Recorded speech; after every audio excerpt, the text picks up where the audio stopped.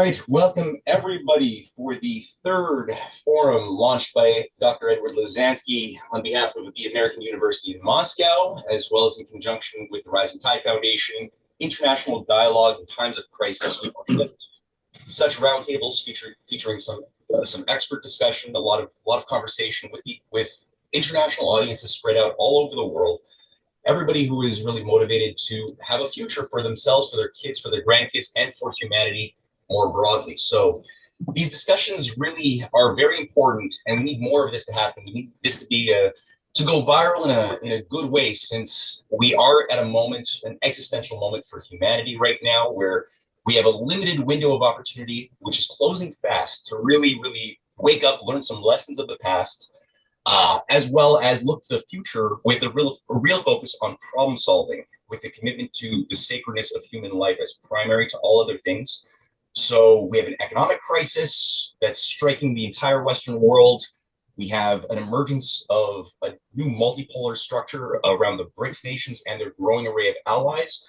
We have a paradigm focused upon war avoidance, building large-scale investments into the future, into reconstruction. And then we also have a very dark age mentality, a new crusader ethos, which has done a lot of damage to humanity over the past millennia and has unfortunately become has made a comeback since 9/11. So now we're entering the first year anniversary of of something that was launched about a year ago, October 7th, in the Middle East, which is another spark plug for a potential breakdown into a degenerative crisis for humanity. We've got a lot of fronts. The front in Ukraine, the front increasingly in the Pacific NATO around China's perimeter, and other things. So this is the point of these discussions, is to get people to think holistically, to think about causation, and to think about solutions all at the same time, which is a challenge, but it's the one that I think we're all able to meet. And so we've brought together a variety of speakers today. We have Alistair Scott, we have Marty Sieff, and we have Anton Chaitkin, who will be featuring or opening up with some formal remarks. And like usual, afterwards, we'll do about 30, 40 minutes of Q&A, some dialogue with the audience. And like usual, I ask people to leave your, put your name, ideally in the chat box, and I'll call upon you in queue if you have a question or a thought you'd like to share for this discussion. So without further ado, Alistair Scott. Good evening, good afternoon, and good morning to wherever we are. Let me first introduce myself. My name is Alistair Scott. I'm a regular contributor to the Russian publication Russia News on Anglo-Russian relations and Russian affairs. My work's also been published in several other Russian titles, including having been invited to present a paper on the resurrection of Europe to the influential yet sometimes controversial Academy of Geopolitical Problems in Moscow. I have a background in UK politics, having been a party official of a major British political party, however, with no party affiliation today, I should quickly add. I'm an advisor to the chairperson of UNIT, which is an amorphous entity that has consolidated highly trained and vetted defense and intelligence personnel from different nations in preparation of countering any global crisis through concerted pooling of talent, resources, and skills. And as a historian, I've consulted a number of historic novels and award-winning television series. I'm currently the official historian for the Ancient and Noble Order of Knights Templar. Today, I'd like to talk about Ukraine. My efforts today are focused on Ukraine and the unjust propaganda war being waged by Western governments and the media. The big lies, I refer to it. I'm a committed proponent of the concept that Ukraine returns to its historic roots within the Russian Federation as a member republic. I believe that not only are the reasons for this compelling, but in fact will be the only way forward if stability within the country and region is to be maintained as we move into the future. So, let me briefly go ahead and talk about my thoughts. As the US and its allies ramp up support for Israel, Kiev's situation looks even bleaker, and we're now beginning to read even more about the claims of the vultures circling overhead who are looking to grab a piece of what is left of the country following the cessation of hostilities. They believe they have some kind of right. We can look at this in more detail a little later. However, if we are to look at the situation realistically, What needs to happen is provide a solution that ticks all the boxes, but the overriding factors being the security of Russian borders, alongside guaranteeing the hard-fought core objectives of the SMO being not just a short-term fix, but permanently enforced. With these absolute requirements in mind, there's only one solution to the Ukraine problem. The claims of Poland and Romania, whilst having a degree of historical credibility, lack even the most basic of requirements to enable Russia to have the objectives of its SMO safeguarded going forward. Poland is a major NATO and US enabler, with more than 10,000 US troops in the country, backed up by air support. This fact alone makes Poland an absolute non-starter in any negotiation over the future of Ukraine. Romania homes about 3,000 or so US troops, the number of which, like Poland, will be higher at this time. How can such claims possibly be entertained with any degree of seriousness? Simply they cannot. Russia will not deviate from accomplishing the stated objectives of their SMO, but beyond this, in order to secure and ensure that there is no return to the totally unacceptable actions we are witnessing, perpetrated by the government in Kiev, by the way, under the direction of her Western masters, only a direct, ongoing partnership with Russia can hope to achieve this. It needs to be guaranteed for future generations. The stark reality here is that 30 years of Ukrainian independence has brought nothing but disaster to the country. As part of the USSR, Ukraine was a more prosperous region with its heavy industry to the east and rich agricultural lands more westerly. Not for nothing was the country known as the breadbasket of Europe. Following the dissolution of the USSR, Ukraine claimed its independence, despite not ever really having been an independent sovereign nation. The very name Ukraine, as we all know by now, being a Russian translation of the word frontier, as this region was indeed historically the frontier of Russia. We must also consider who in reality should have any right to claim territory at the conclusion of hostilities. We've already touched upon one of basic nefarious complaints from US puppets and NATO members, Poland and Romania, which have no real validity going forward in providing an acceptable solution for Russia. The very idea of statehood for Ukraine has been nothing more than the creation of a vehicle by known actors whose sole intention has been to utilize this vehicle in order to weaken Russia as a means of maintaining global dominance, leading to the ultimate stated goal of breaking up the Russian Federation and taking control of their natural resources. It's not lost on those same Washington elites that Ukraine itself is sitting on a vast mineral deposits, a point which even the media has reported following the pronouncements recently of Senator Lindsey Graham. In talking of the media, we're reading and hearing increasingly of negotiations. But who are these parties that will be involved in any negotiations, and what exactly will they bring to the table? Kiev has been utterly defeated on the battlefield, with their sponsors NATO, the EU and Washington unable to alter the course of the war in Ukraine's favor. This begs the question, what exactly does any of this unholy alliance have to negotiate with? The answer is quite simply nothing. If media reports are to be believed, then it would appear that the next leader of Ukraine will be the choice of either MI6 or the CIA. I mean, what is this nonsense? It only goes to prove that what would be in store for Ukraine and its now beleaguered population is going to be more of the same. It's about time that we all stop kidding ourselves and sought to resolve the situation once and for all. There is no negotiating position for Ukraine or Washington and her allies. Their war is lost. Ukraine has been defeated. It is time to reform and rebuild. No more of the obscenities we have learned about from the enlightened media, the bioweapon research labs funded by Washington, the despicable trade in human organs, people trafficking, endemic corruption, which has destroyed the economy, state theft, the billions which have been stolen by those that were meant to serve the people and not themselves, the cancerous promotion of Nazism, Russophobia, and the intervention of foreign powers in pursuit of political agendas. The ongoing security of Russian borders and that of the Russian people is sacrosanct to Moscow. The list is long and very depressing to read. However, the answer to this is a very obvious one, but not one we ever see talked about in the media, as it's unpalatable to the Western allies. And that is the dissolution of the state of Ukraine and its return to the successor of the USSR, the Russian Federation.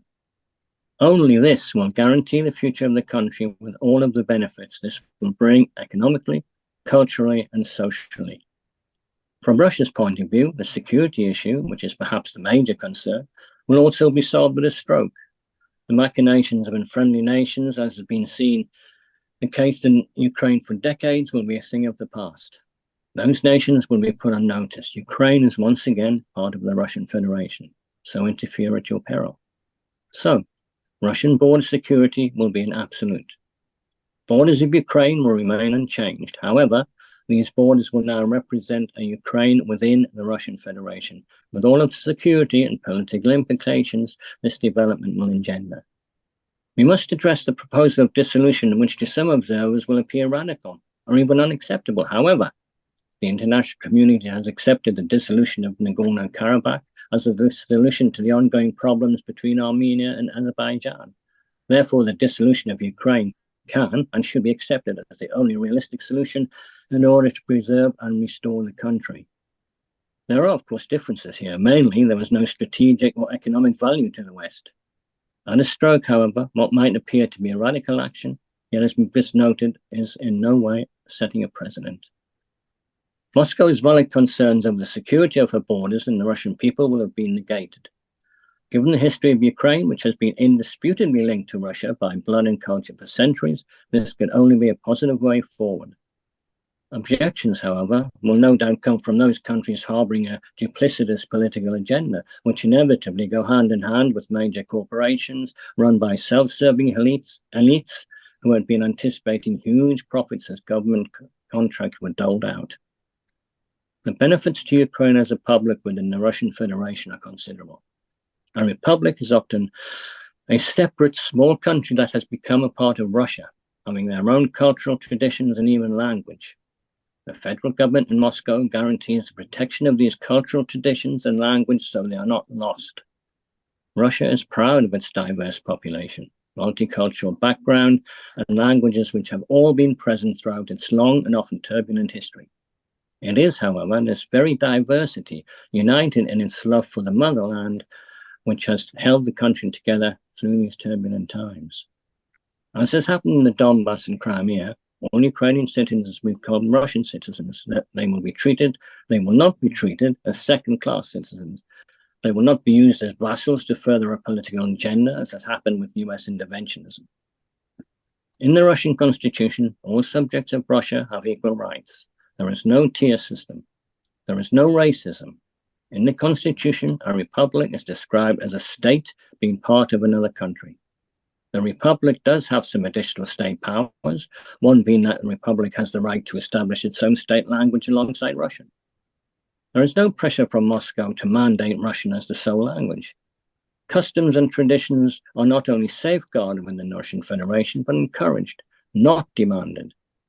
The constitution, however, does not allow any other sovereignty other than the sovereignty of the multinational peoples of Russia, and therefore the Russian Federation. So for Ukraine and its people, language, culture, safeguarded and guaranteed by Moscow without the prospect of outside interference. As a republic within the Russian Federation, this does not, however, include the recognition of sovereignty. Rather, it will reflect Ukraine's historical, national, and cultural status, which is inextricably linked to Russia. Following the cessation of hostility, there will be an urgent need for the restoration and redevelopment of essential services, housing, and the economic structure of Ukraine. In the press, we read constantly of Washington handing out contracts to their favored corporations who undoubtedly have a stake in government and a hand in their pocket. Unlike these huge corporations, which are looking to reap equally huge rewards for the contracts they are doled out to them, Moscow, as has been shown in regions of Donbass, will be undertaking this very same work with only the rebuilding of the country as its only incentive, not for profit. The federal government in Moscow sees the financial support of the regions as a tool to equalize budgetary security of the constituent entities of the Russian Federation. None of these benefits, which will be essential for the recovery of every aspect of life in Ukraine, will not be provided in any other scenario save for the country's return to the Russian Federation and the constituent republic.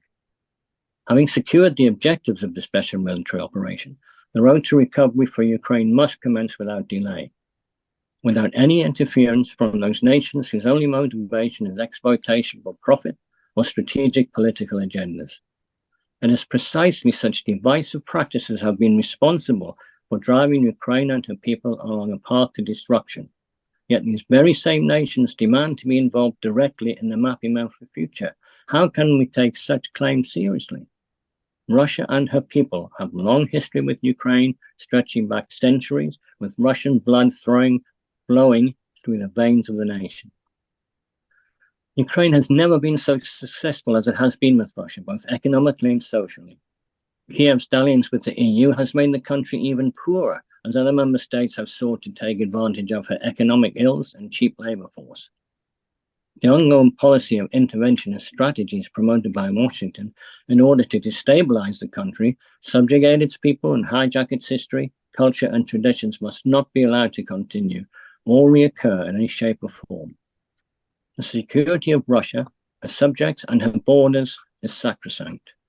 The Ukraine experiment, sponsored by the Western allies, has failed dismally.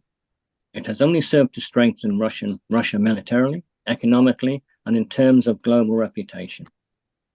If Ukraine is to move forward as opposed to sink further towards terminal decline, then her place is back with Russia for all of the benefits and more, as outlined earlier in this presentation.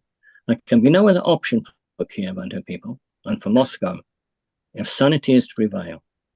Any other solution to the Ukraine problem is unworkable, and is unrealistic, and should not be acceptable.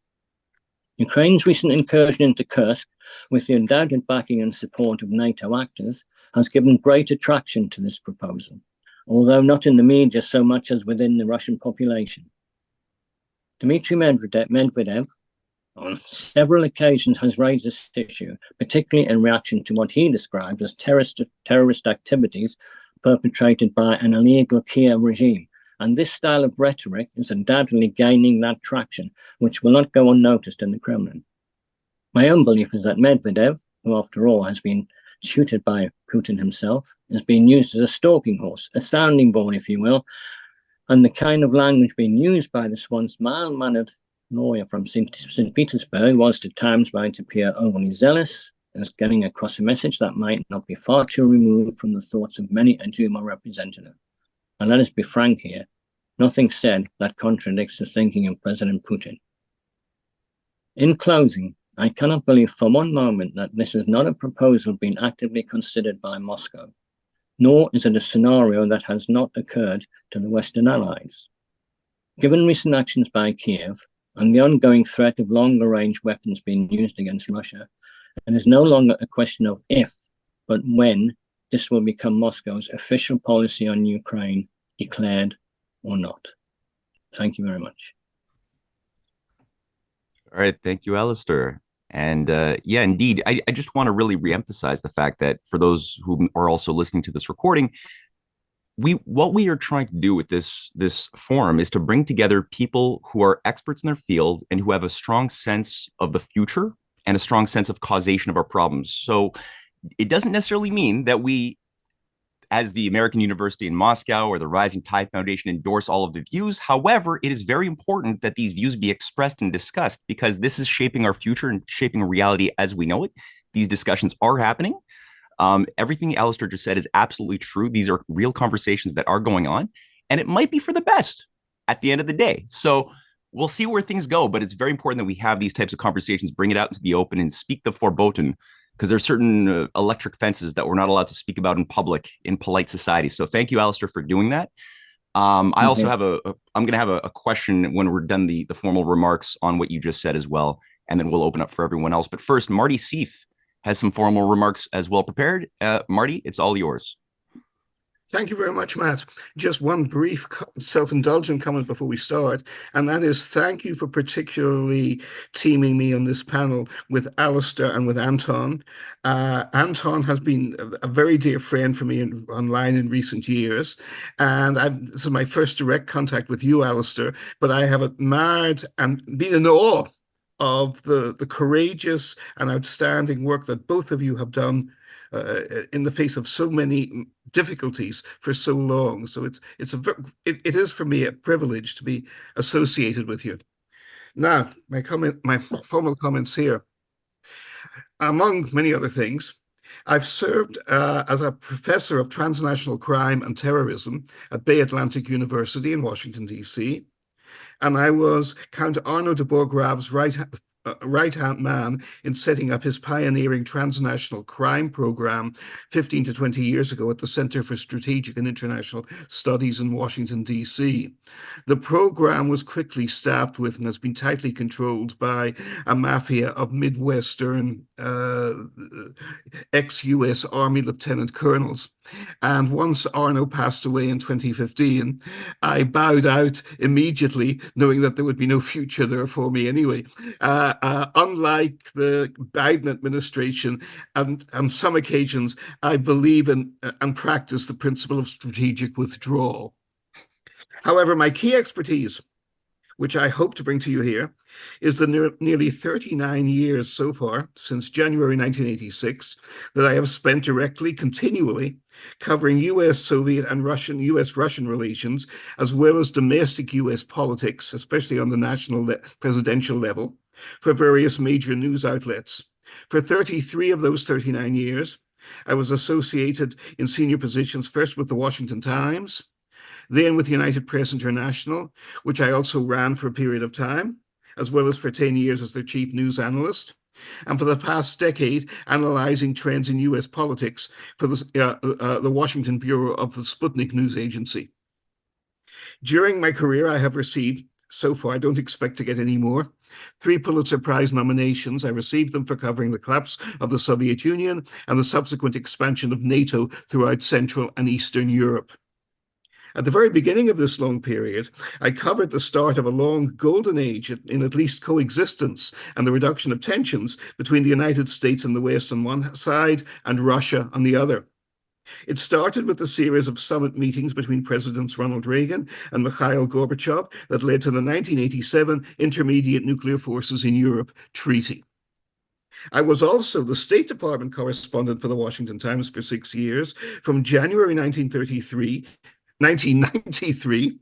to January 1999 through the 2 Clinton administrations. And that was when I witnessed the crucial switch in US thinking from the lazy and complacent, but much slower and casual drift towards extending NATO and US influence throughout Eastern Europe. They were always determined to do it, but they weren't in a rush at the beginning. They thought, as of course they still think, that history is on their side, most dangerous illusion. But their attitudes changed. That change was triggered by the horrors, small though they were by the standards of today's horrific Ukrainian conflict, of the Yugoslav civil wars from 1992 to 1995. I will intersperse here something I pointed out repeatedly in my analysis at the time for the Washington Times, and this is totally unknown and ignored in America, and I think there is at least some sense of it in Europe, and that is that the disintegration of Czechoslovakia and the collapse of Yugoslavia into its component wars was not the direct result of the years of Soviet dominance in Eastern Europe. It had much deeper roots. It goes back to the false borders imposed upon Europe by the liberal internationalists of Woodrow Wilson and his team at the Versailles Conference back in 1919. And based on that perspective, I predicted the disintegration of Yugoslavia and Czechoslovakia and predicted the current borders, which they have had for the last almost 30 years, in a series of articles where I personally designed the maps for them in the Washington Times in late 1989 and in 1990. That is how far the roots of the Yugoslav civil war in truth go. But this was not recognized, of course, by the Clinton administration. Americans are ignorant of Europe in general and principle, and in specifics, they will never take responsibility for their own historic screw-ups. It never happens. It is always everybody else's fault. So what was Bill Clinton's response to this? He changed his Secretary of State.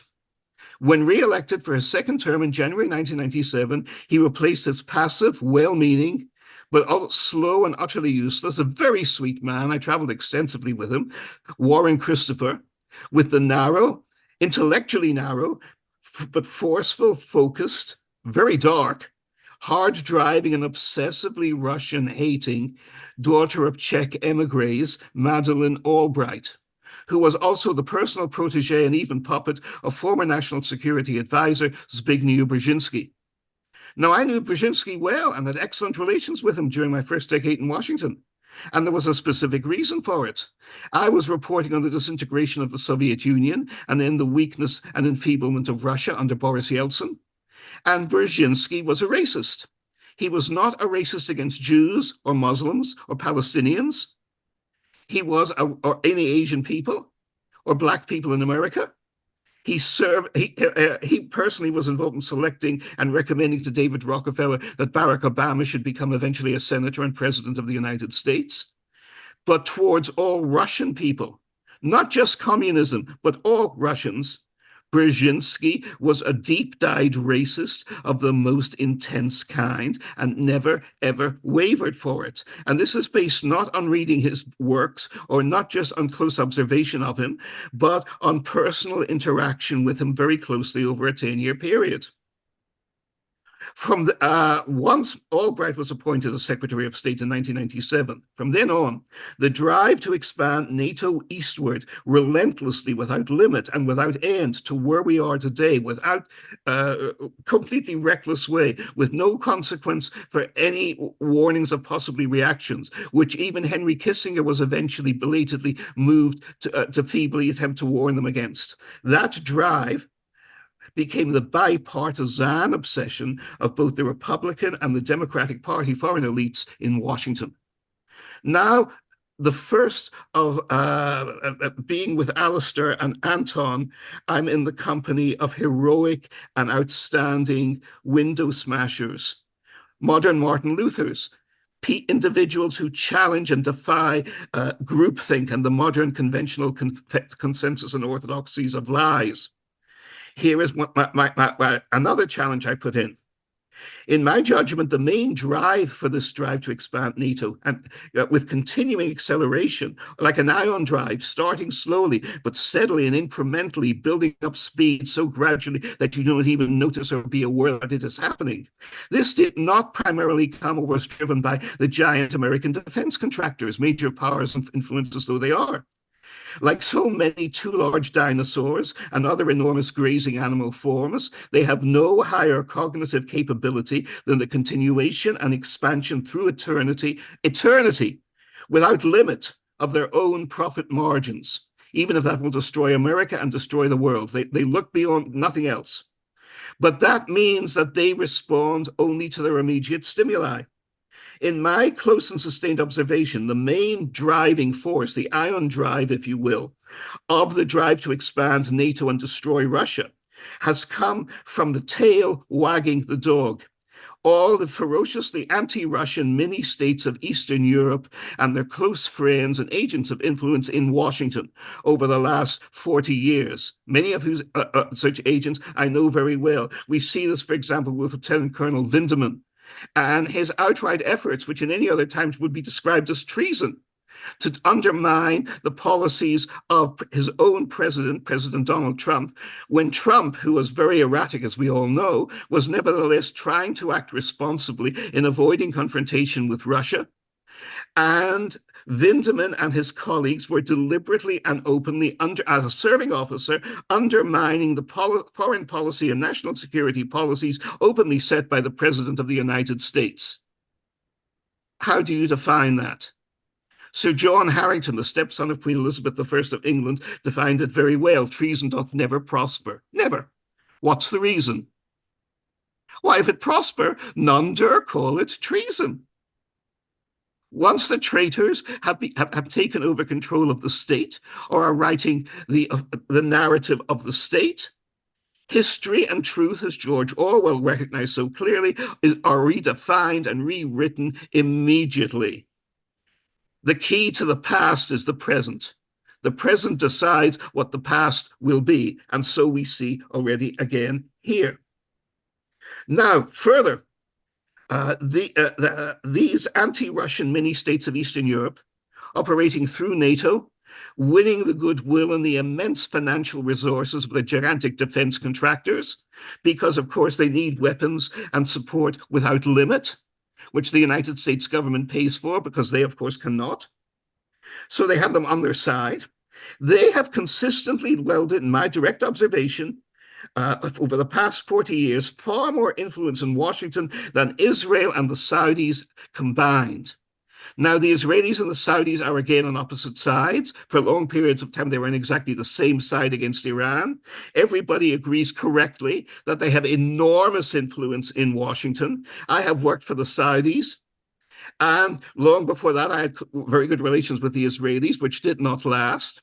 And my career was deliberately truncated by AIPAC and officials in AIPAC from the 1990s onwards, because I was one of the few people. I was not even attacking them directly, but I was clearly not in their corner and critical of so many of the policies they insisted on, such as the invasion and destruction of Iraq.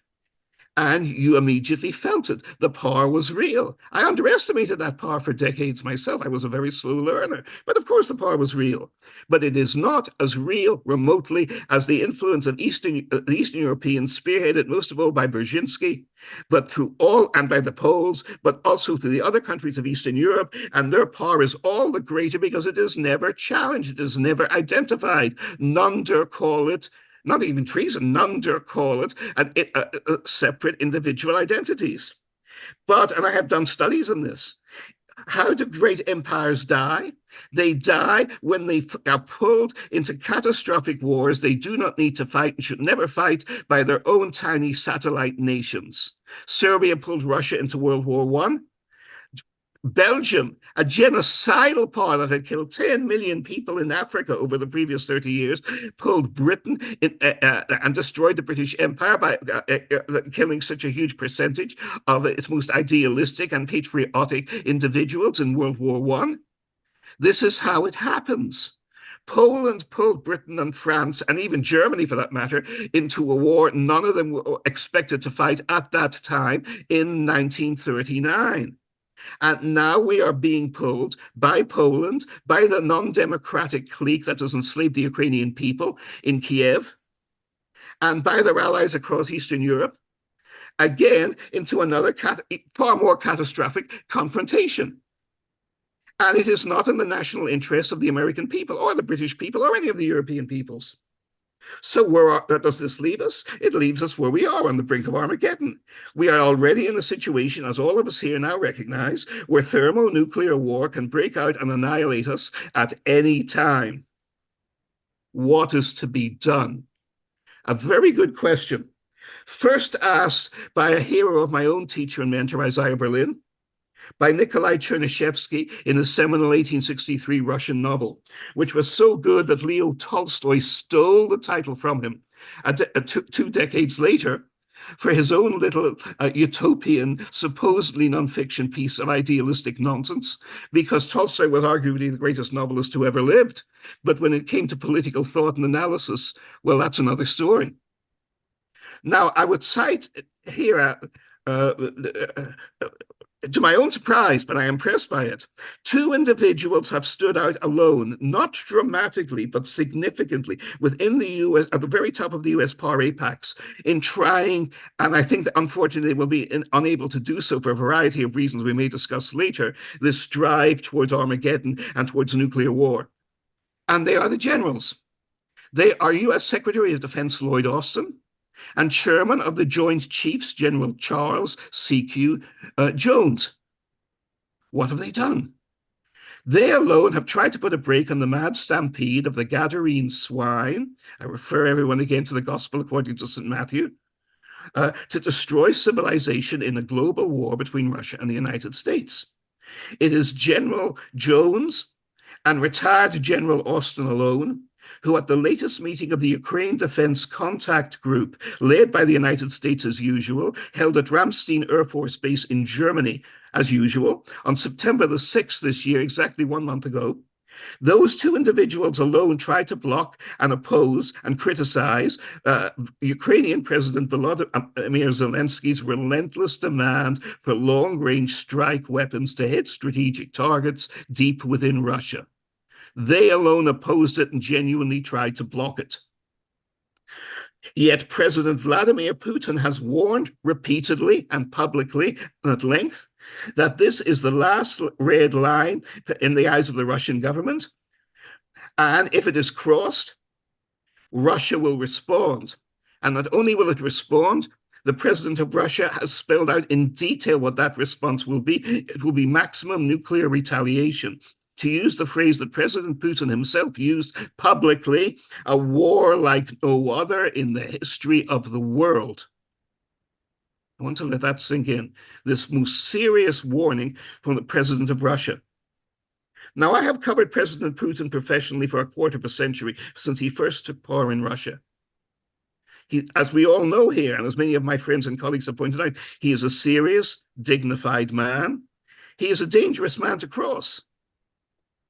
But he is serious and dignified and patient. As used to be said about Franco in Spain, you have to work very hard to get arrested in Spain.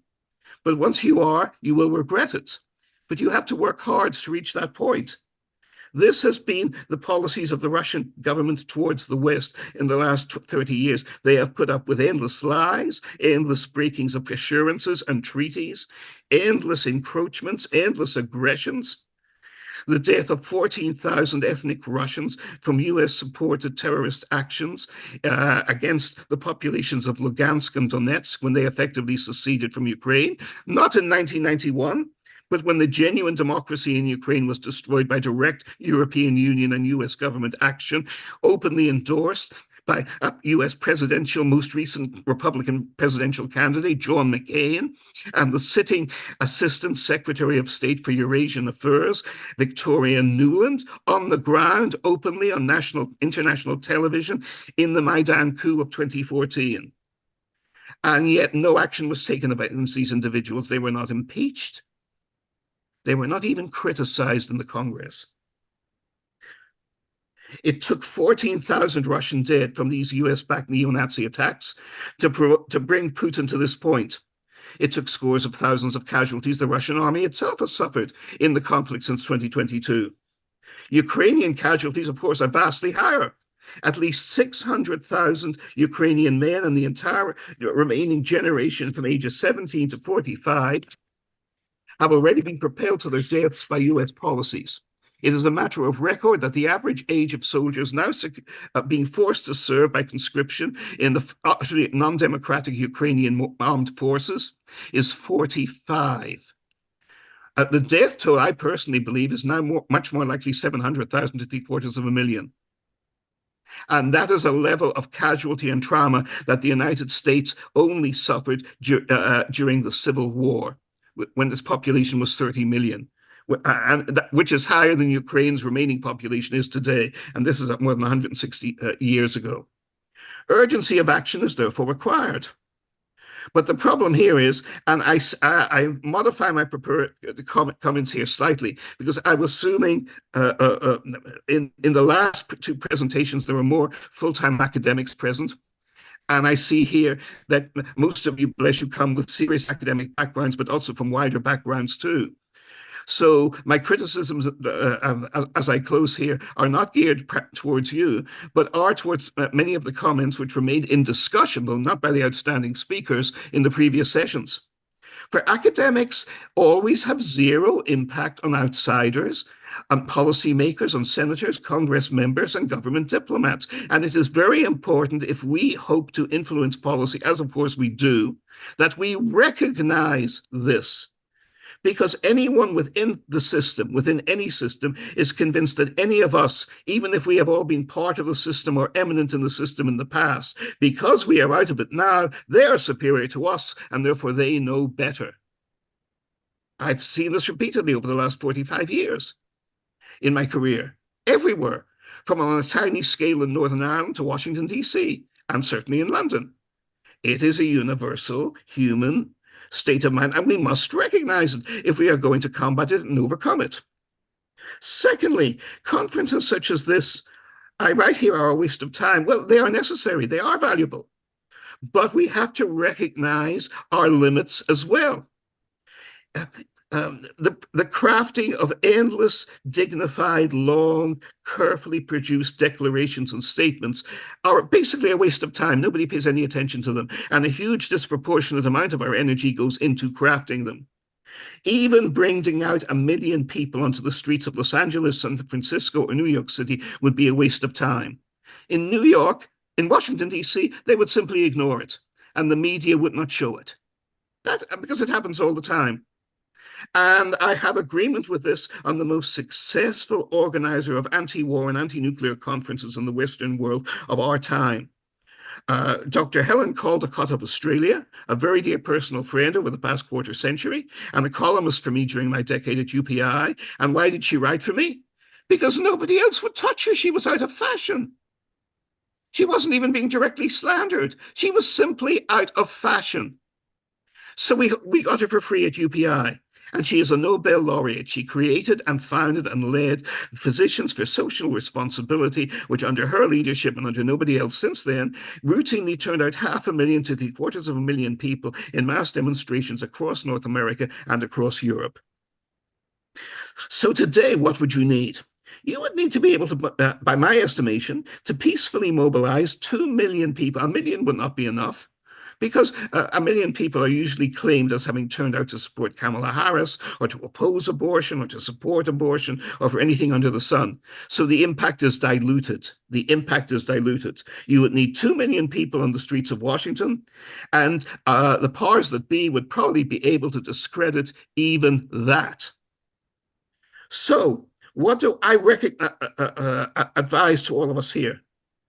Well, first of all, again, something outrageous and simple. I urge everyone to watch and rewatch a movie that has just come out and has proven highly successful across America. Reagan, starring Dennis Quaid, directed by Sean McNamara and written by Howard Klausner.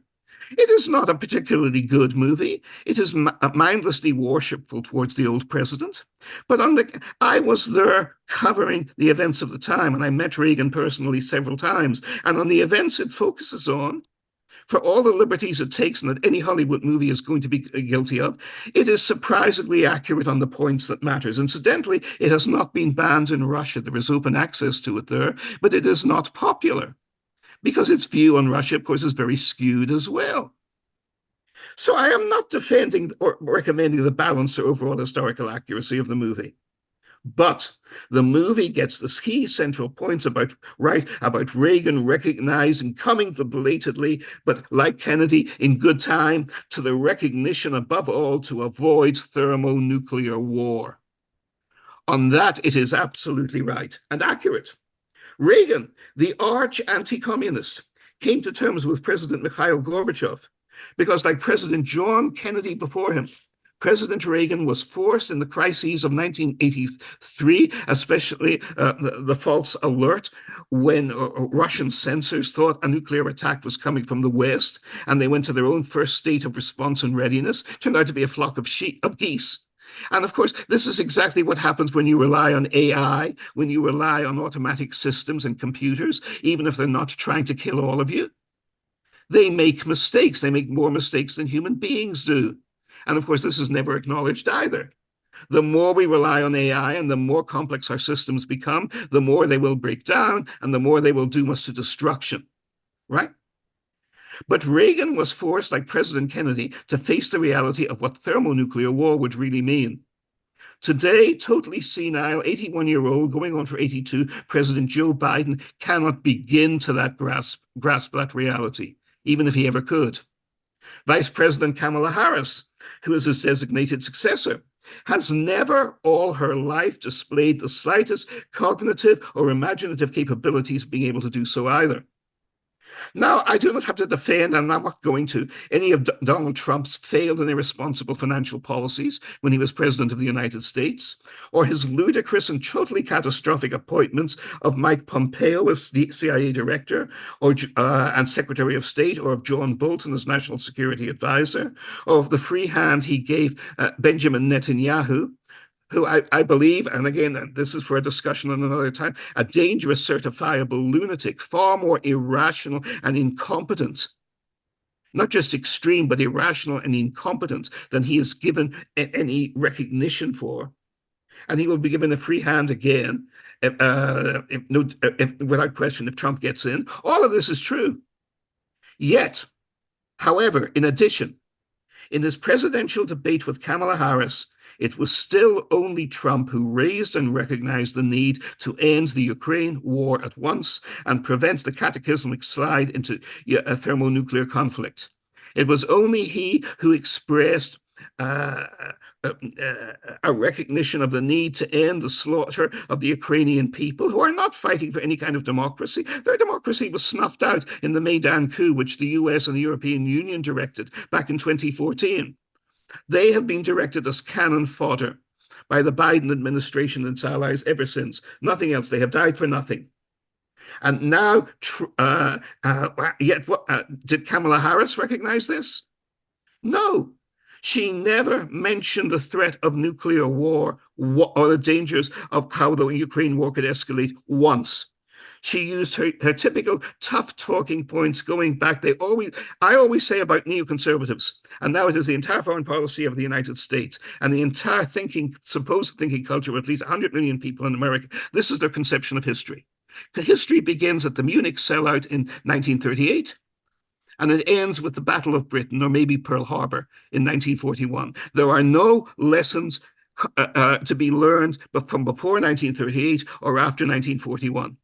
Everything is defined as a moral lesson. We didn't stand up to Hitler and put him in his place. We must stand up to Putin or Saddam or whoever the label is. Scratch out Hitler and put in whoever our designated target of the place is. That is the American conception of history that is believed not just by Joe Biden and Antony Blinken and certainly the hapless Jake Sullivan, but by 100 million people who've had it brainwashed into them in what passes for higher education in America. But higher education in America is worse than any higher education ever was in the Soviet Union. Nobody doubts it. Nobody is encouraged to doubt it. Nobody thinks. It is entirely systematic.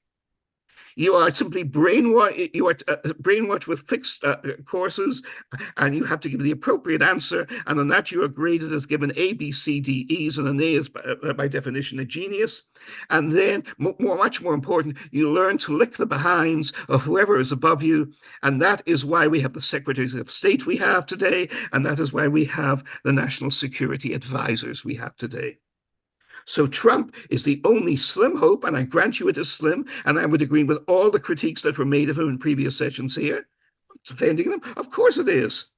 And yet he's all we've got left.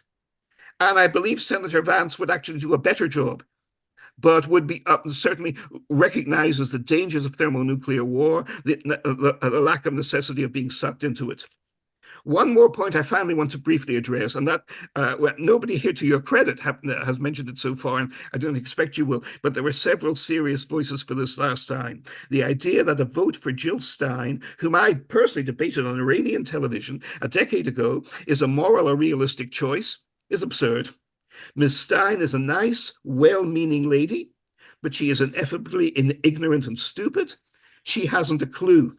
I do not expect many people here still, even in this audience, to accept this. But that is what I caution you against, not to remain convinced that your own moral fastidiousness, if you have it, so dear to you. The English breed on this, of course, while they permit genocides and exterminations around the world. That people who love their own moral fastidious too much will die in thermonuclear hellfire rather than accept simple but inconvenient facts. I despise Al Gore on every ground imaginable, but at least we owe him one thing, the concept of the inconvenient fact. It is a very crucial tool to clear thinking and analysis and shaving with Occam's razor. A vote for Jill Stein is a vote for thermonuclear war. It is a cowards and hypocrites vote. It is an abdication of moral responsibility to the American people and to the human race. The only course of action, now, fine point, for any of us, realistically, that offers any hope that we may make a difference, is this, that each of us as individuals And actually, I think we're more effective as individuals than we would be signing a large document. People's eyes glaze over when they look at documents. I don't expect all the 200 former senior Republican officials signing that document against Trump to influence anyone whatsoever. They're influencing themselves. That makes them feel good. The only course for any of us, and it's a real course, is to do our individual utmost to influence directly as individuals any policymaker or influencer that we can personally reach in the power system to end the sending at once of any long-range strike weapons to Ukraine. We need to start by being very specific about this. This is the Russian red line. If we can block this, if anyone can block this, we buy time for negotiation. We buy time for other things. But if we don't block this, we won't have time. There are still one or two senators, and I can only think of two, and I am open to others. I'm sure there must be others. Curiously enough, there are more individuals in the Senate I think we can reach right now than members of the House. But the two individuals for me who come to mind are Rand Paul and Josh Hawley, both significantly Republican heartland senators who would once be called, no doubt are called again now, isolationists. However, in contrast, leading hawks of both the Republican and Democratic parties, from the Cheney family, very dark, to the appalling Senator Marco Rubio, to Connecticut Senator Richard Blumenthal, all of them need to be abused verbally in every public appearance and asked why they personally are so determined to see their own children and grandchildren burned alive. It must be made graphic to them. It must be brought home to them as individuals. They must see the image of their own children and grandchildren and great-grandchildren screaming as they die, cursing the people who put them into this situation. Nothing else will break through the hardened attitudes that for decades and generations have led them and therefore led the world to this spot. Now, this is simple, direct, and extreme, but it is also peaceful, lawful, and democratic politics. I most certainly do not advocate lawlessness because, apart from anything else, lawless protest plays into the hands of the deep state and gives them excuse and justification for crackdowns and further repression, which, of course, is why so many actions by them have deliberately sought to provoke such outrages systematically over generations. It's an old story, as I think we all know. I recognize that the policy of screaming personal abuse at 84-year-old Nancy Pelosi, who deserves it as virtually nobody else does, will be embarrassing and disgusting to many people. But there is no other path, I believe, left to us in the fragment of time we have left to try and save the human race. Thank you. Thank you, Marty. Yeah, I mean, I think that we've all discovered that we don't grow when we're in comfort zones. So I'm really happy that we're creating a discomfort blanket here to get some really good conversation going about the future and about where we really are at. And what I really appreciate about you, Marty, is that you don't only bring a lot of historical discoveries and insights into your considerations for these sorts of dialogues, but also frontier on the ground experience, direct experience where you've actually been on the front lines in Washington, in Oxford, for many years. So I do appreciate that feedback and this type of conversation. So good kindling for the fires. We now are going to open up for Anton Chaitkin, a good friend of mine, somebody who I've studied for many years. His book recently, I just finished reading this, Who We Are, America's Fight for Universal Progress from Franklin to Kennedy. Volume 1, Volume 2 is about to come out. And Anton has been a geopolitical analyst, a historian who's made a lot of groundbreaking discoveries that I've found high value in my own research. And I'm really happy that Anton, a man committed to peace and for solution orientation, has accepted the request to speak to us today. So Anton, it's all yours. And you're on mute, by the way. You have to unmute. Mute. There we go. Yeah. Hello. Thank you, Marty. Thank you, Alistair, for your unsettling and brilliant proposal, Alistair. And Marty, I think that your discussion of treason in Washington and what it constitutes really opens up a real question and a fountain, doesn't it?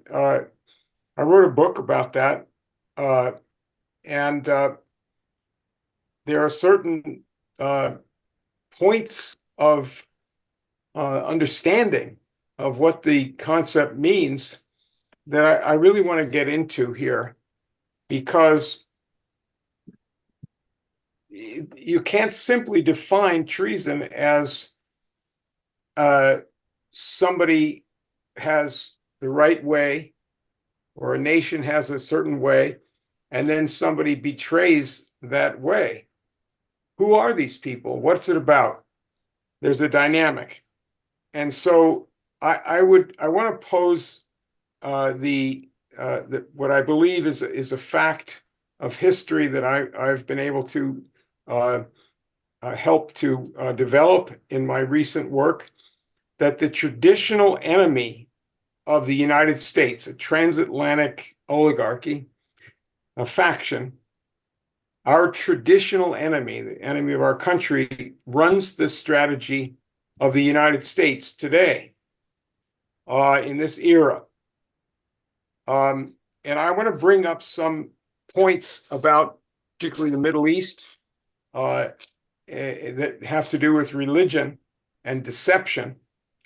And a conference many years ago where I was having some fun exposing Pat Robertson and various other very foolish people.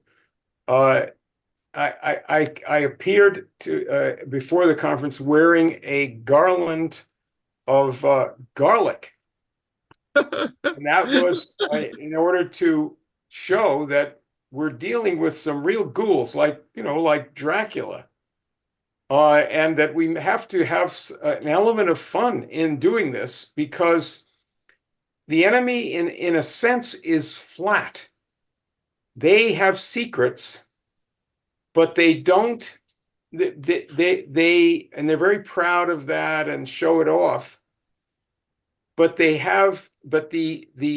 ordinary work of creative people who have love and who have a skill, that have made advances, is secret from them.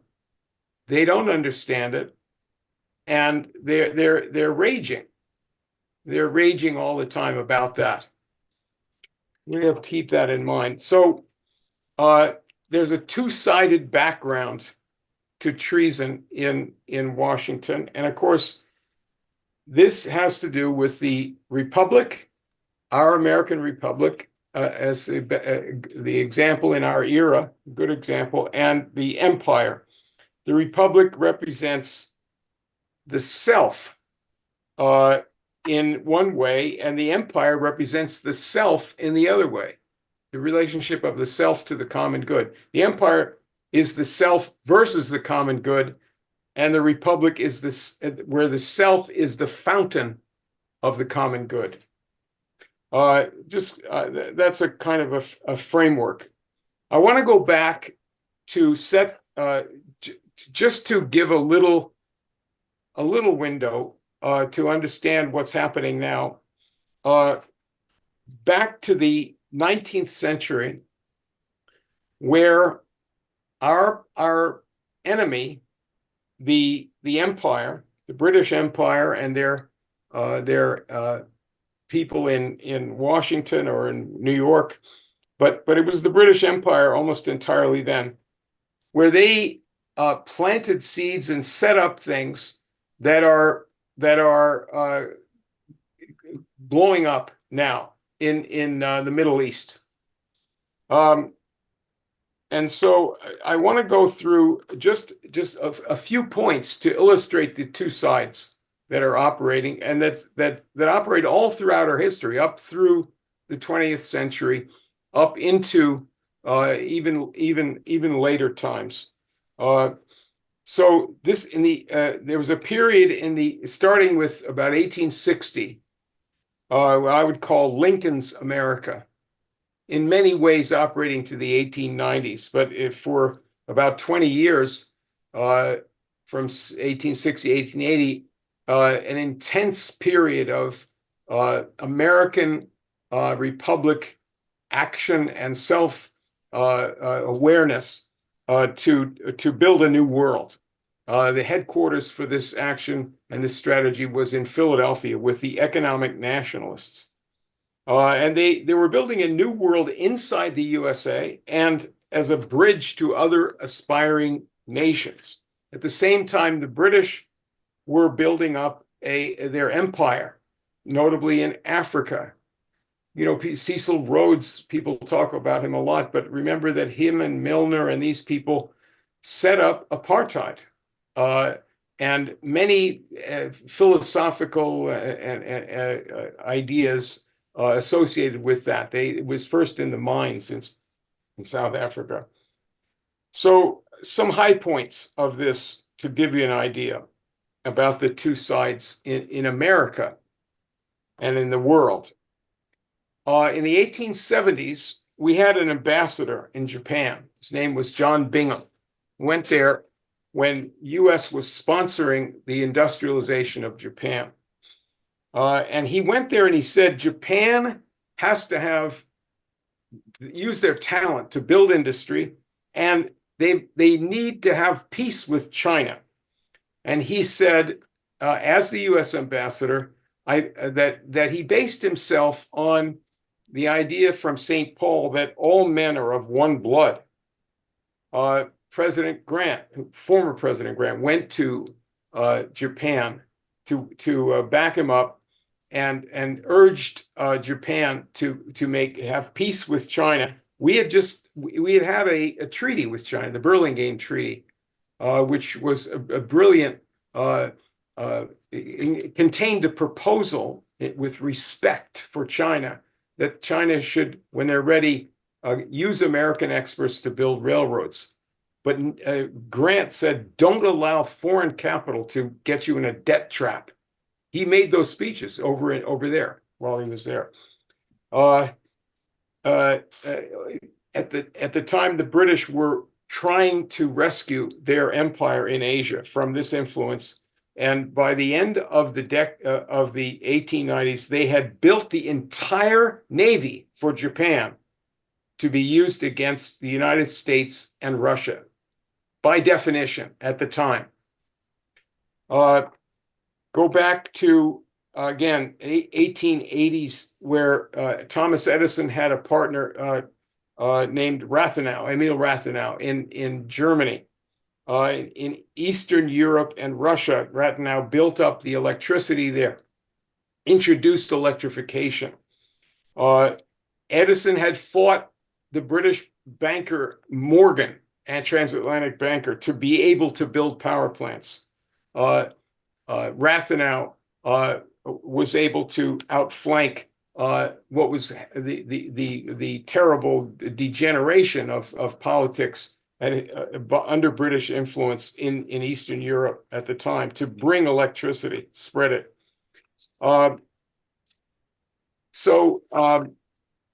We have the Tata family came from India, and they came to Pennsylvania, where the nationalists were building our steel mills, and they asked for help to build steel mills in India.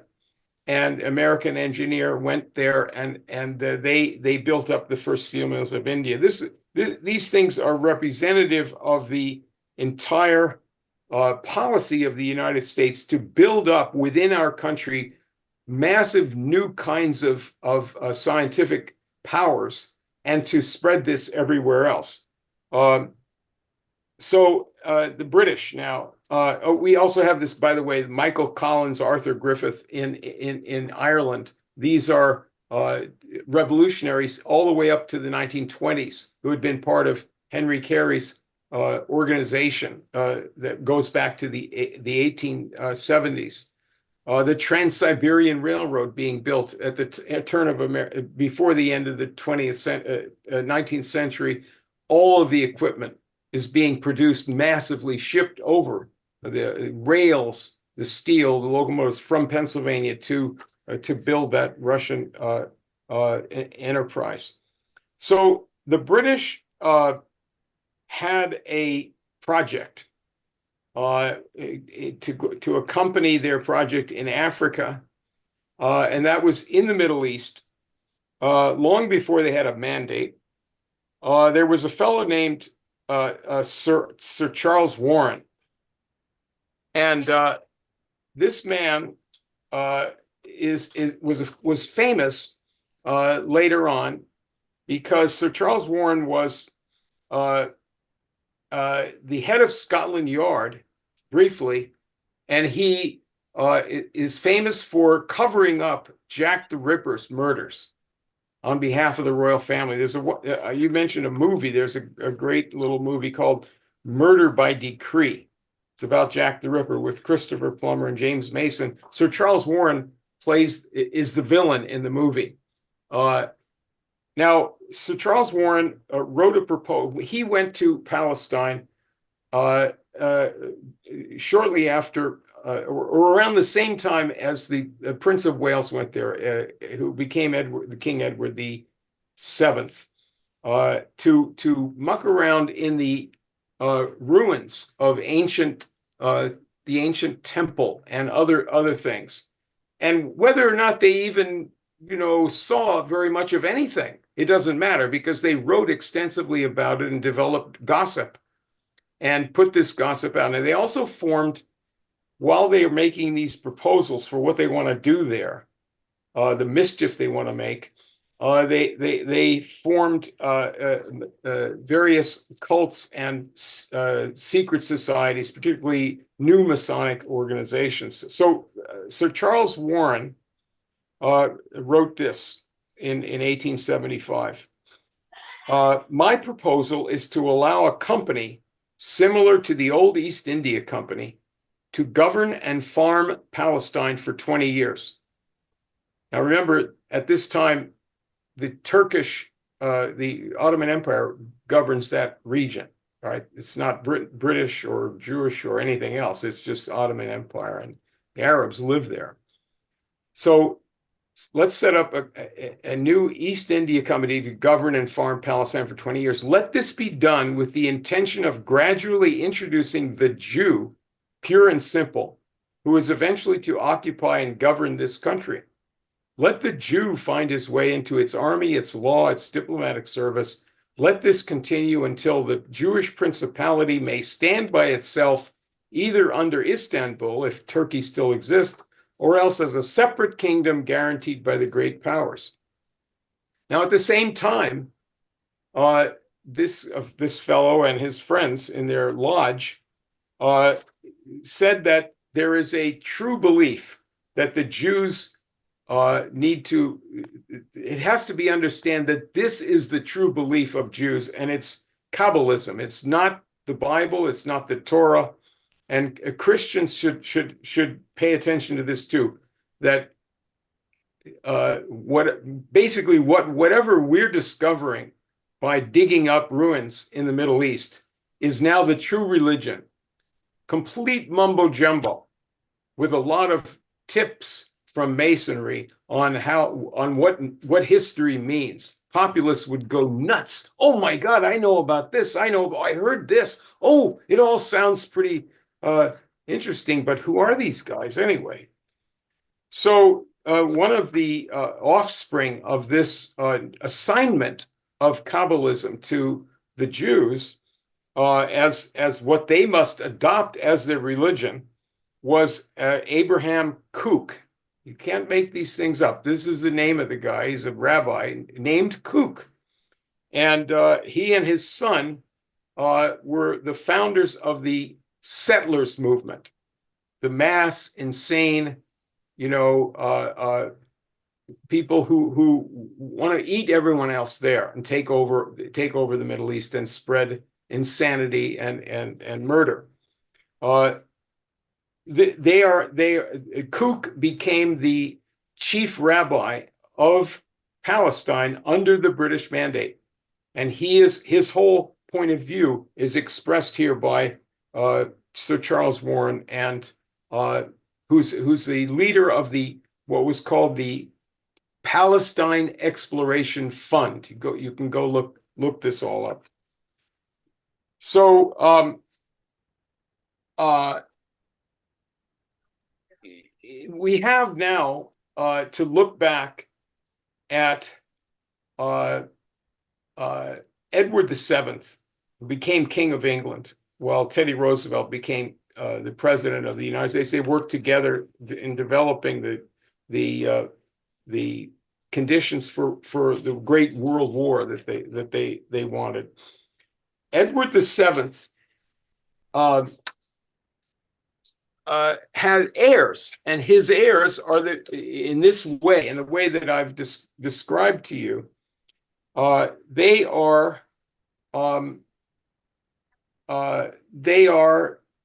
our problem today in many respects in the world. Let's define the point of view of people in power who propose things without worrying whether they are, and completely ignoring the evidence that they're propelling everyone off a cliff to our common doom. If you go back to Edward VII,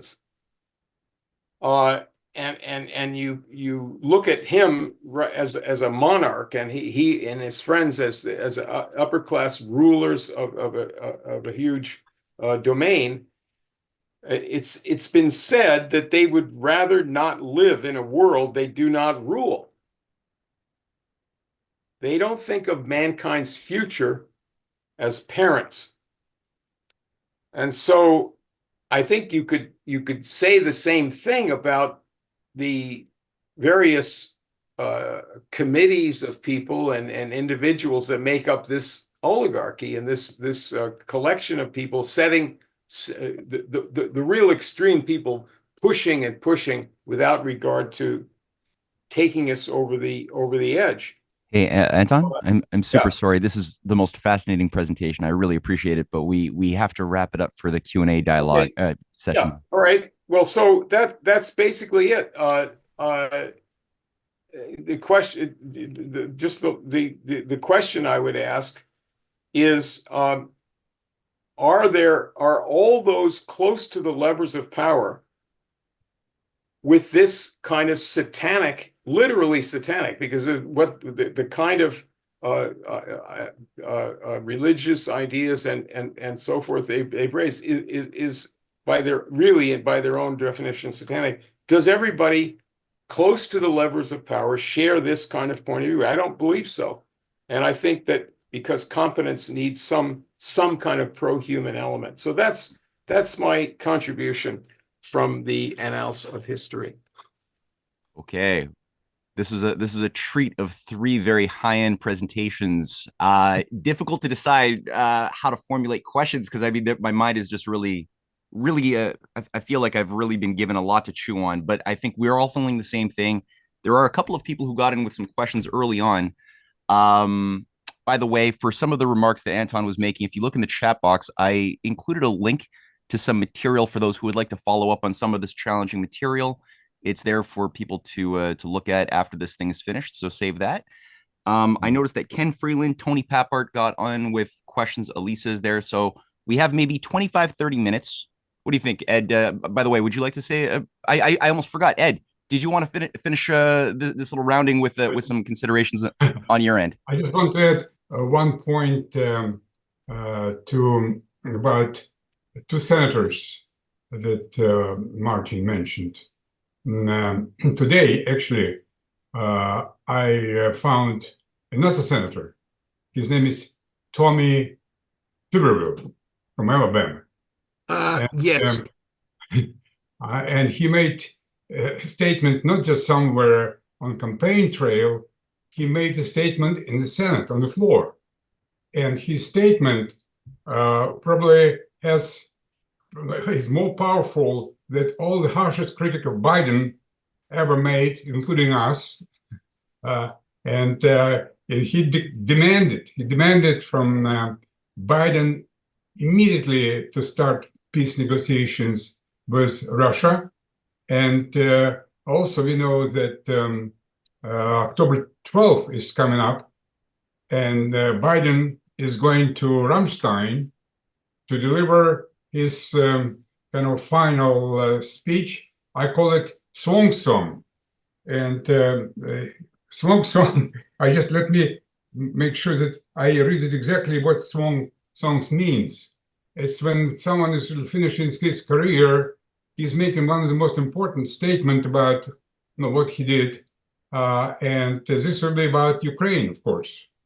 And what Tudorov said, that unless he actually goes into, instead of providing more money in weapons, and of course, especially long-range missiles, he starts peace negotiation with Moscow, then we'll be in big trouble. So we have now a powerful ally on the US Senate floor. It's very, usually those days you rarely get some good news. So this was a good news. Okay, this is simply notice to Martin and all of us. Yeah, we definitely need those good news blips. So yes, very important. Thank you. All right, so let's open up for a brief Q&A period. And like I said, we've got about 25, maybe 30 minutes. So try to keep your questions brief, and the answers will be, well, as brief as they can possibly be based on the question. So first up, we've got Ken Freeland. Ken. Yeah, hi. Can you hear me, Matt? Sure. Great. All right. So, Martin, I really, really, really appreciated everything you said, with one exception, which I'll get to. It was a very enlightening presentation. However, your political conclusions, I take umbrage with, and this is why. Okay. You claim that those who support Jill Stein or other alternative candidates are being morally fastidious. I would really strongly differ with that. And I want to remind everybody of Dostoevsky's famous question. If you could have paradise on earth, but the price of it would be the harm to this one small child, would you take it? Okay. If there was only one issue in front of us, and that would be thermonuclear war prospects, I would have to agree with your conclusion, Martin. But there is another one, and that's the genocide in Palestine. Now, yeah, sure. Are we supposed to think that it's okay to have presidential candidates elected who are going to continue to support the genocide in order to get nuclear war off the table? I say no. I'm sorry. No. N-O. Okay? That's where I come from. It's not being morally fastidious. It's being morally responsible. Where do we access Matt, where do we access the archive of these? Go to Rising Tide Foundation YouTube channel if you want, but I'm gonna. That's your question, right? Your intervention. Are you finished? Yeah. Yes, I am. Okay, Marty, you want to address that? Yes, just briefly. You can hear me, okay? Sure. Okay, thank you. The answer is I'm not asking you to be quiet about that at all, but whichever of them gets in is going to support Netanyahu blindly. They both are. We know that. They're both in his pocket. But if thermonuclear war comes, then everything goes. Everyone goes. If we can avoid thermonuclear war, I'm not saying stay silent on this. Attack Trump at the same time. You put him in as the marginally less evil on this thing. But this is exactly the kind of point I make. I voted for President Obama twice. I wasn't a wild enthusiastic supporter, as my friends, as Ed especially well knows. I regard myself, at least perhaps delusionally for many years now, as a lifelong conservative.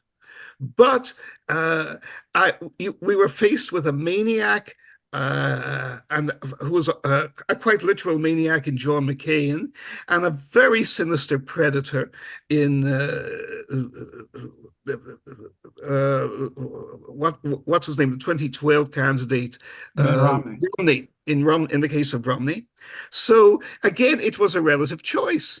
Similarly, I did not think Senator Kerry would have made a good president had he won in 2004, but he was infinitely preferable to the simplistic lunatic who we had at the time. Now, as I stressed in the points I was making, I expected this kind of response. I simply do not agree with you. I am not blind to it. I'm not asking anyone to stay silent on what's happening in Gaza. Attack them mercilessly. Jared Kushner and Trump are totally in Netanyahu's pocket. This needs to be exposed endlessly. Some of the most important people who we can hope to have will not be in any Trump administration, precisely because the AIPAC people and Kushner and their friends will blackball them. This is abominable and appalling. But relative to Harris, and given the realities of the world we live in and the choice we have to play for time, and that doesn't mean staying silent for a minute on the Gaza issue. At least I can thank you. I disagree with you with respect, so I see, of course, where you're coming from, but I disagree with you strongly. But I thank you for making the point. It needs to be made, and for clarifying my own position that in no way do I want to use this as an excuse to stay silent or suppress the popular grassroots drive to end the slaughter in Gaza. No way. No way. That needs to be the only way, in fact, to approach Trump on this would be to say to him, you recognize the danger in Ukraine, it will set off a world war. That's exactly what's happening here. That's exactly what will happen here, because it will pull in Iran, and that will pull in Russia, and it will pull in China. So absolutely. So I disagree with you on the specific tactical point, obviously, still, but it's a very valid question to ask. And thank you for raising it in the form you did. Well, say the lesser of the evils is still an evil. Thank you for your response. All right. Thanks, Ken. All right. Tony Pappert is up next. Tony, you there? Yes, I am. Thanks. I mean, not to glance over the other two speakers, but I benefited greatly over the years reading Martin Sieff's columns. I've never heard him speak, and I was very moved. I mean, I see that he's never lost the courage he's shown, as I've known, throughout the years. And he showed it, as the discussion even has shown already, he showed it in part by telling this audience that President Trump is the only hope to avoid nuclear war. And it's true. I mean, if I understood him, that's what I heard him say. Nuclear war is on the ballot in a few days over 1 month. And if Kamala Harris wins, I don't think it'll wait until 2025. I think it may come as soon as November or December. I agree. Yeah. I mean, as I see it also, and this was alluded to in the Q&A that just took place, another huge factor has entered the picture now over the past few days, which is that, as Martin knows more than me, I think there's a powerful faction. He didn't mention it, but there's a powerful faction in Washington and London which believes that the only way the U.S. can solve its problems is to go to war with Iran. Yes. And there's, it seems that the coming days may give an opportunity for those who have been salivating for it, including Bibi Netanyahu, for a U.S. war with Iran. So, I mean, again, for all the criticisms of Trump, during his term in office, he stood in the way in this famous incident, if only then, this famous incident of the shooting down of a U.S. drone. He stood in the way of a war with Iran, which was intended to happen at just that moment. So, I mean, that's what Martin Sieff has shown the courage, in my view, to step out before an audience like this, before his associates and his friends and the public, with a very unpopular stand, but one which is necessary. That the hope to avoid thermonuclear war is Trump. I mean, I think all of us must have the courage to come forward now, not perhaps the Russians on this call or Canadians, but the U.S. citizens. This may be our last chance. That's it. Thank you, Tony, for the contribution. Any from the speakers? Anybody want to chime in from Tony's remarks, or do we move on to the next question? Thank you, Tony. All right, there we go. Elisa. Hi. Now, coming from a totally different direction, I read Matthew's book and I read Cynthia's book, The Empire in Which the Black Sun Never Set. And after the first chapter of Cynthia's book, I needed to reach for an antidote to that because I don't like the taste of vomit in my mouth. So I started picking up Mark Twain. And this little book has been very helpful. I've been carrying it around. I've been trying to find things that will help me to speak to my family who think Donald Trump is Adolf Hitler. It doesn't matter what I say. It doesn't matter what I say. Exactly. There's a certain enjoyment my mother has in hating Trump that's sort of cathartic for her. So, that's going to be how it is. But this is The Innocents Abroad. I read it over the summer. I carried it on my cruise ship trip to Alaska. It helped me as an ambassador to bridge the gap because Mark Twain visits the Russian royal family. There's descriptions of the Bosphorus. There's a trip from Palestine down through the Holy Lands, and I love it. He makes fun of everybody, and he makes fun of everybody equally, which to me is the most egalitarian thing. He spares no one. And as an evangelical Christian, I probably have the reaction that he was intending when he's ridiculing all of the monuments of the holy sites and kind of poking fun at kind of because they're on the Quaker City and he's traveling with a whole bunch of extremely stuffed shirt evangelical Christians. I think that element matters because I've grown up in the evangelical church myself. And I know from talking to people that one of the big pushes is not coming from Jews necessarily, but the evangelical church. And in order to reach evangelicals, you need to speak evangelical. And I know a little bit about this. And this is helpful there.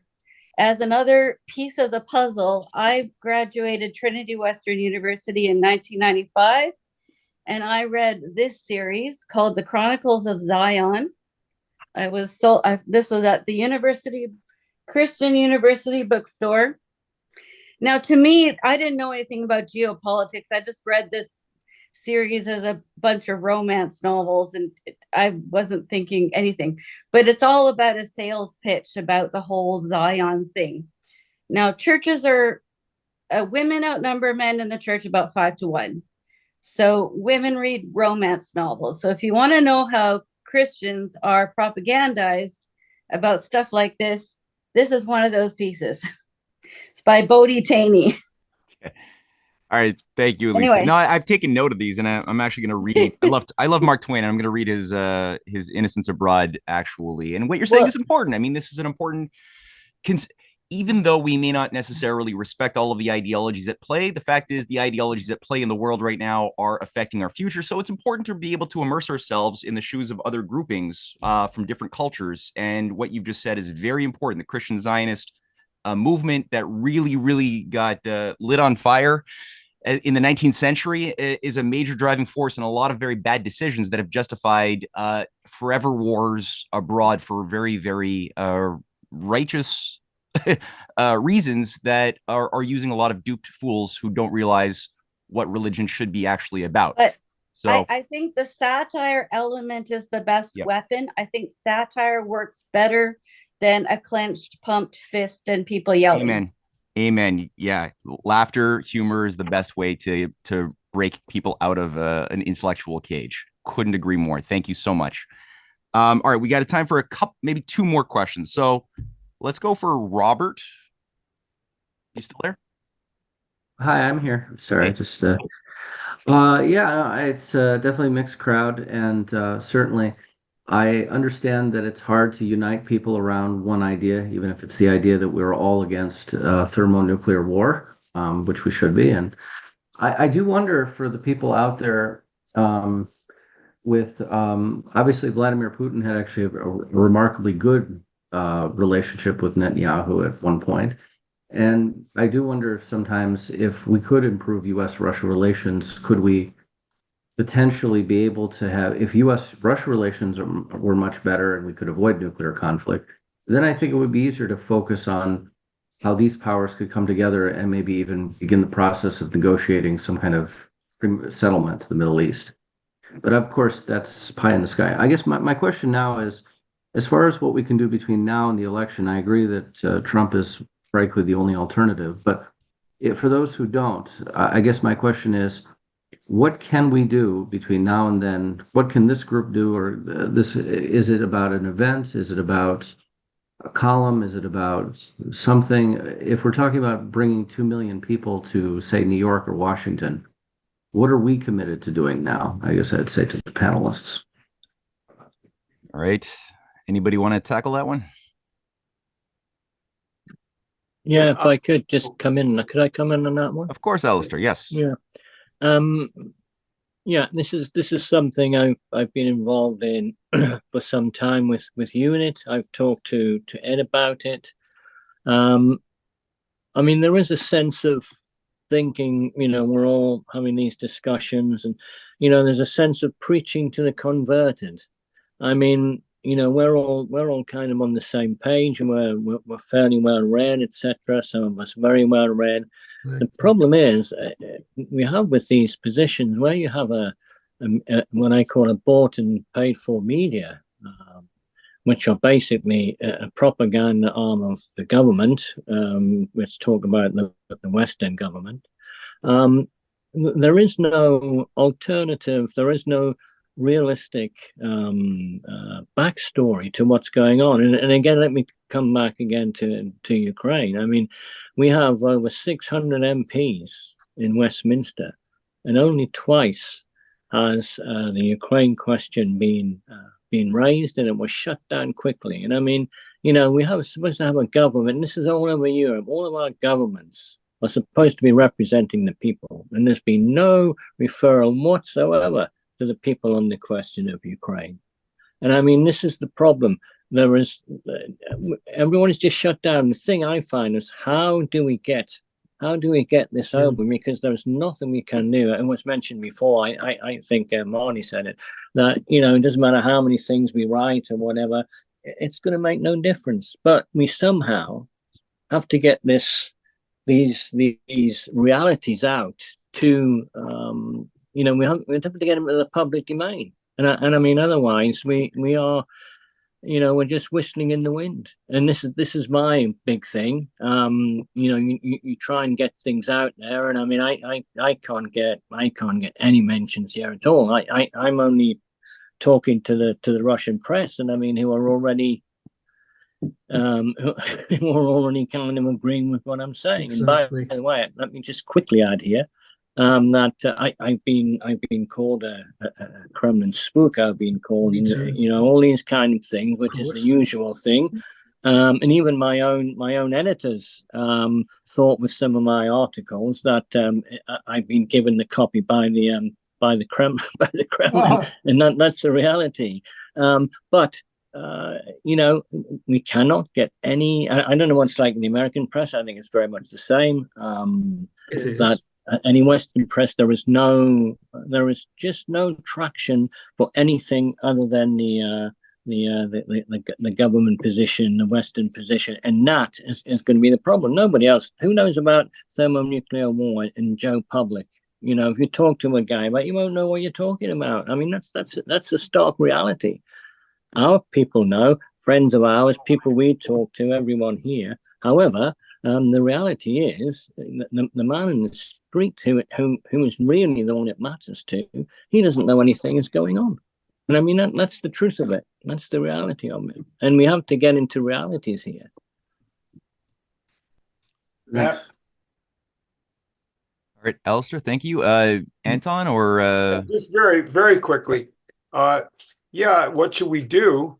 Martin talked about 2 men in the administration who had some action to head off the madness. And now behind that, history is screaming at us from John Kennedy and from even Reagan, but from our earlier history, that the people going off the cliff with the country and the world say there is no history. That's what Martin was emphasizing, that the history, in fact, they define history of being 1938 to 41, precisely when the US and the UK came together around the necessity of fighting Hitler. But so what I would say is that the previous history of the United States and of its best leaders is shouting at us. That has to be brought up by somebody around in an effective way, with wit, with some real courage around these people that will take action inside the administration. We used to embarrass people with counterintelligence inside the government, who are the really worst bad actors.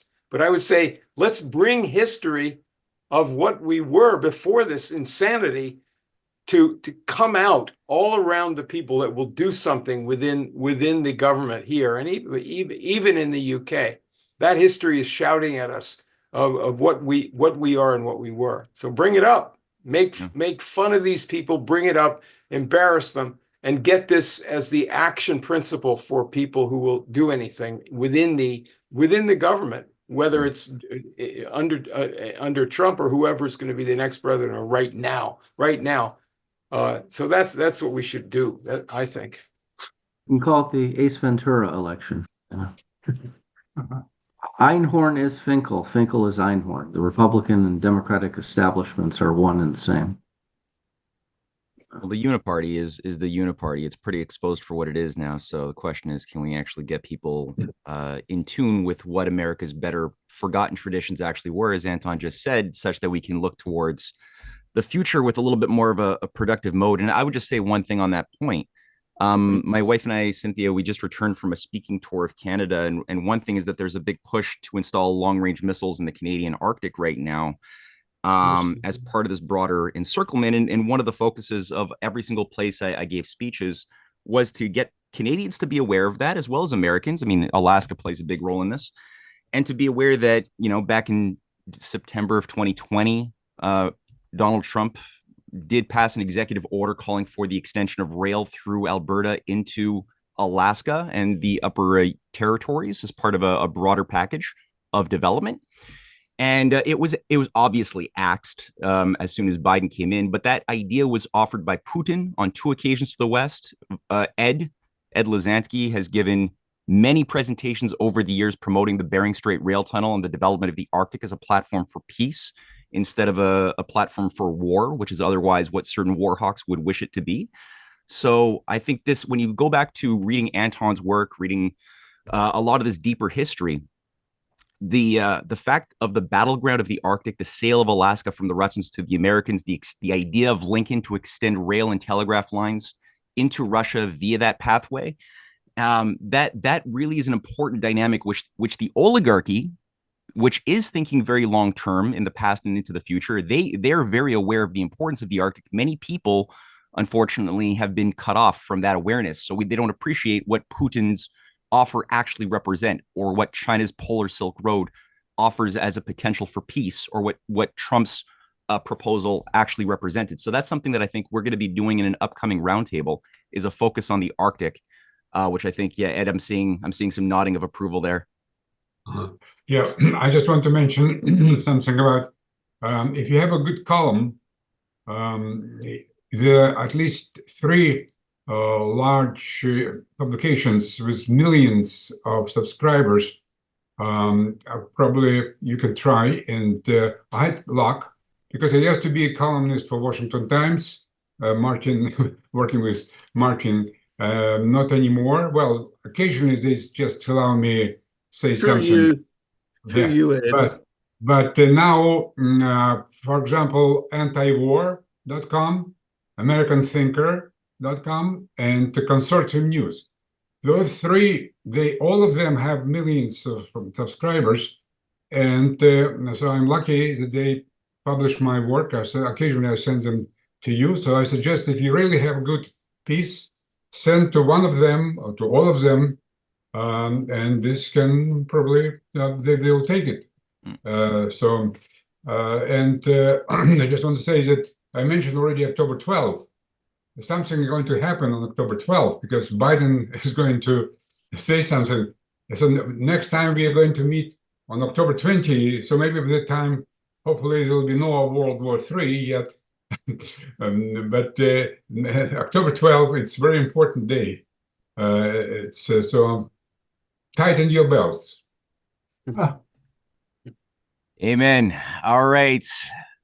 I'm very happy that we had such a productive discussion, and really there's so much fuel for the fires of thought and of conversation. Hopefully people have been a little bit more empowered to make more discoveries, to be communicators and instruments for peace. And that's really the whole point of this thing. So help get the word out, bring in more people in your networks, family, friends who are on the fence about where the world's going, and try to push them onto the good side of the fence, and sign up and register on Ed's website, which is available in the description box under this video, so that they can also take part in these discussions. We're going to be continuing this in 2 weeks' time. Eventually, we might do this every week if we can get enough support for this. But until then, this has been really good. Thank you, everybody, and as far as the speakers, and thank you for all of the attendees. Looking forward to meeting everybody in 2 weeks' time. Take care. Thank you. Thank you, Matt. Yeah. Thank you. Thank you. Thanks.